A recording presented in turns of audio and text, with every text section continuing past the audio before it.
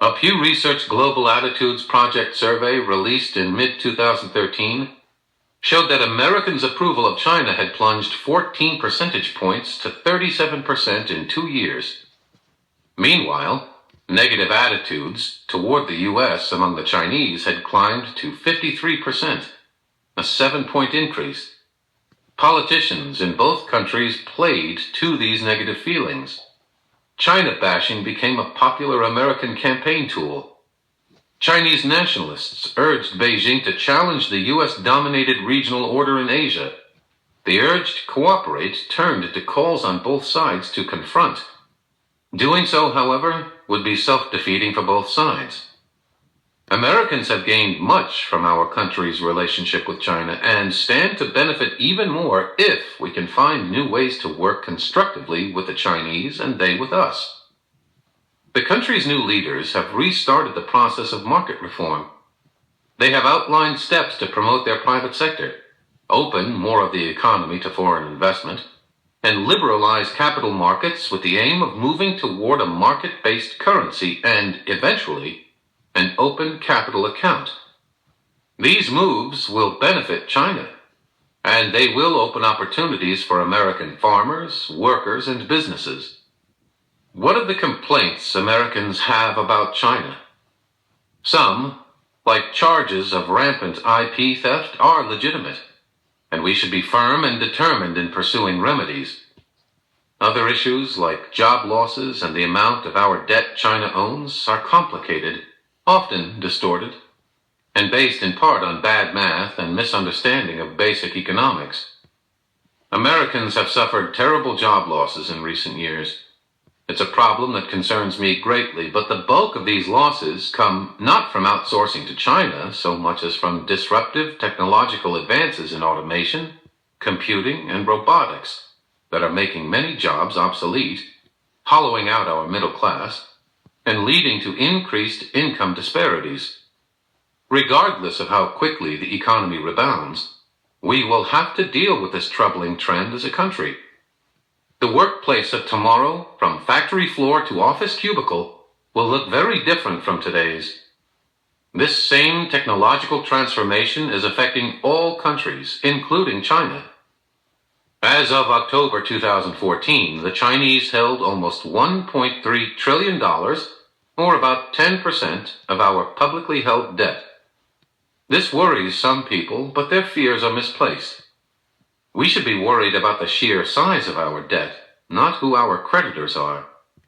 In any case, America's biggest creditor is its own citizenry, in the form of the Federal Reserve, which owns a little less than $2.5 trillion of Treasury securities. The fact that the Chinese buy and hold U.S. debt benefits us, as their demand for our paper helps lower our funding costs. Nearly 1/4 of their foreign exchange reserves are in treasuries, which the Chinese buy because it makes sense to own the world's safest, most liquid securities. The Chinese have been responsible investors, as I saw firsthand during the financial crisis, when they refused to panic and held their securities, despite fears about the value of their investments. Many of the benefits we receive from our relationship with China are tied to the very thing many Americans decry the most: trade. Although the balance of trade remains overwhelmingly in China's favor, our exports are growing more rapidly than our imports. China is our second largest trading partner and our fastest growing and third largest export market after Canada and Mexico. In the decade between China's 2001 entry into the WTO and 2011, U.S. exports to China more than quintupled to $104 billion. China's appetite for our goods has stayed consistently strong. In 2009, in the wake of the financial crisis, total U.S. exports fell by more than 18%, while exports to China dipped by less than 0.5%. In general, we export high value-added products, machinery, aircraft, electronics, chemicals, and food, that support well-paying jobs here at home. As U.S. investment in China has risen, So has Chinese investment in the United States, doubling from 2012 to 2013 to $14 billion. Chinese companies took stakes in, among other things, U.S. energy, agribusiness, and real estate.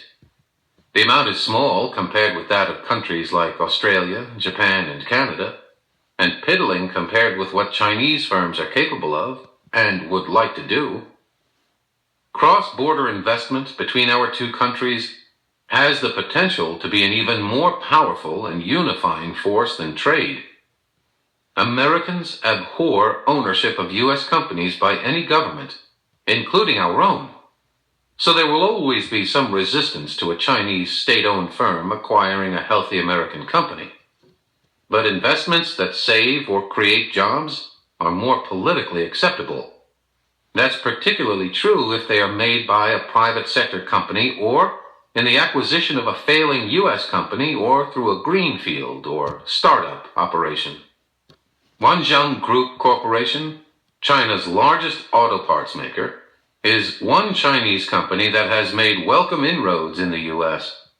Founded in 1969 as a bicycle and tractor repair shop in Zhejiang province by a budding entrepreneur named Lu Guanqiu and some friends, Wanjiang now has $23.5 billion in annual revenues and some 12,500 employees, just under half of whom are in the U.S., where the company owns 28 manufacturing plants in 14 states. My friend Lu was among the private sector business leaders with whom I shared dinner my first day in China as Treasury Secretary in 2006. Wanjiang's Illinois headquartered U.S. operations are run by Lu's son-in-law, Ni Pin, a neighbor of mine, whose youngest child will start in the fall of 2015 at my alma mater, Barrington High School. Ni's two oldest children have already graduated from there. One is at the University of Chicago, the other at Northwestern University.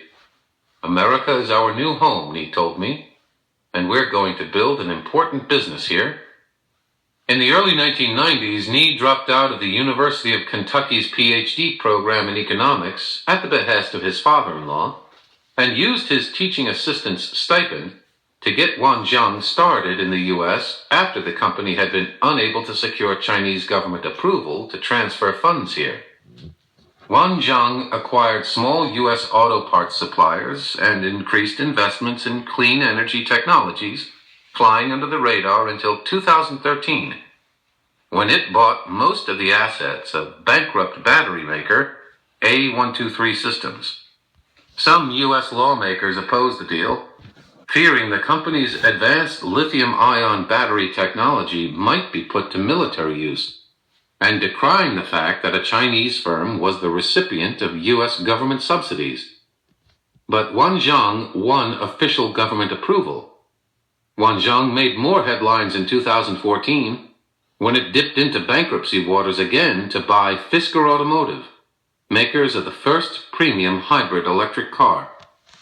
I bumped into Ni Pin in July 2014 on a flight to Detroit, where I was scheduled to hold a public forum with Michigan Governor Rick Snyder about the advantages to his state of Chinese and other foreign investment. As it happened, Ni Pin and his father-in-law had an appointment with Snyder for the next day to discuss expanding operations in Michigan. Wanjiang had approved an additional $200 million investment for its battery business, a significant portion of which was earmarked for that state.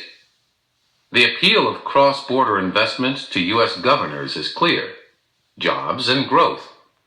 Wanjiang figures it saved 3,500 American jobs between 2007 and 2009, buying up struggling auto parts companies. It rehired the 857 employees of A123 post-bankruptcy and was looking to hire more in Michigan. The Chinese company aimed to get Fisker relaunched by late 2015 and planned to move production back to the U.S. from Finland. Altogether, Wanjiang employs about 5,500 in its U.S. automotive businesses, up from 3,000 in 2012. By 2020, it projects it might have 10,000 employees in the U.S. State and city government leaders are on the front lines working with companies on job creation. As Governor Scott Walker of Wisconsin told me at a Paulson Institute-sponsored discussion of investment among Great Lakes governors in April 2014, we are a state of small businesses, and many, like those in our furniture industry, have been decimated by competition from China. What we need is a strategic effort to help those businesses. China is an important market for their growth, so maybe Chinese investment can be part of the solution. The Paulson Institute, through a program headed by Vice Chairman Evan Feigenbaum, is working with Midwestern governors to identify opportunities and investment models in sectors like agribusiness and manufacturing, where Chinese capital can be leveraged with the know-how and ability to sell products in China.